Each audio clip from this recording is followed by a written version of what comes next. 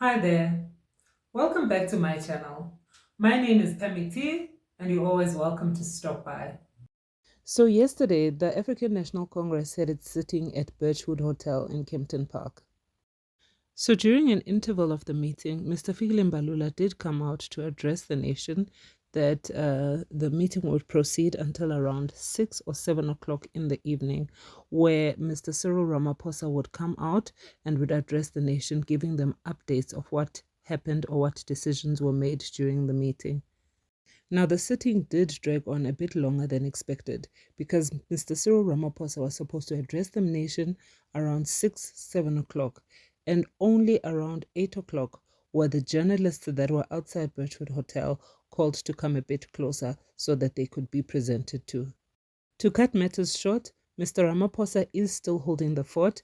No such thing as a resignation on his side, but let's take a listen to exactly what he had to say. We have already held constructive discussions with a number of parties, the Economic Freedom Fighters, the Inkatha Freedom Party, the Democratic Alliance, the National Freedom Party, and the Patriotic Alliance. We have also engaged our alliance partners to brief them on the process and will continue to seek their invaluable views and guidance. The ANC has entered these discussions with an open mind and a commitment to speak to all parties that have a stated intention to advance the interests of the people of South Africa. As the NEC, we have already agreed in April 2023 on certain principles that should guide our approach to collaborating with other parties in coalitions.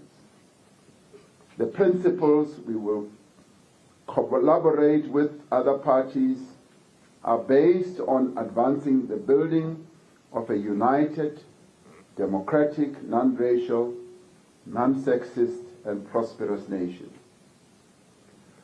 We further said that any such agreement of working with others must be based on a common minimum program that focuses on measurable targets for economic growth and inclusion, on service delivery and development. All parties must commit to shared values, nation building, and social cohesion. Now, these values include respect for the Constitution of the Republic of South Africa and the rule of law, social justice and equity, human dignity, non-racialism, and non-sexism. These values also include stability, accountability, transparency, integrity, community participation, and good governance. Agreements between parties who will be involved in this whole process should, in the end, be in writing. They should be public. They should also be transparent and include measures for holding all participants accountable. Our approach to how provincial governments are formed, where we do not have an outright majority, will be guided by the same principles. The ANC notes that we do have ideological and political differences with several parties in our political landscape. However, we will not preclude the possibility of working with any party so long as it is in the public interest and it is in keeping with the principles that I have articulated. Guided by these principles, understanding the needs of the country and appreciating the expressed will of the people, the National Executive Committee has agreed to seek agreement amongst parties on the formation of the Government of National Unity. This NEC has therefore mandated our negotiating task team to proceed to engage with parties on this proposal of a GNU.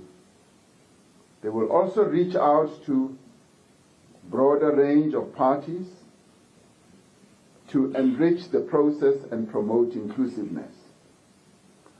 We've directed the task team under the guidance of the national officials, the working committee, to develop in greater detail the modalities and button down our principles and the governance framework to guide all the parties to the government of national unity to ensure that it is coherent.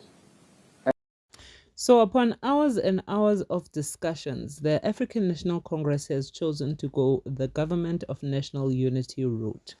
So this is an all-inclusive route. All political parties that decide to coalesce with the African National Congress will have a say in how South Africa is governed. So I personally am not 100% sure as to how this will work, but I guess we'll have to wait and watch and see.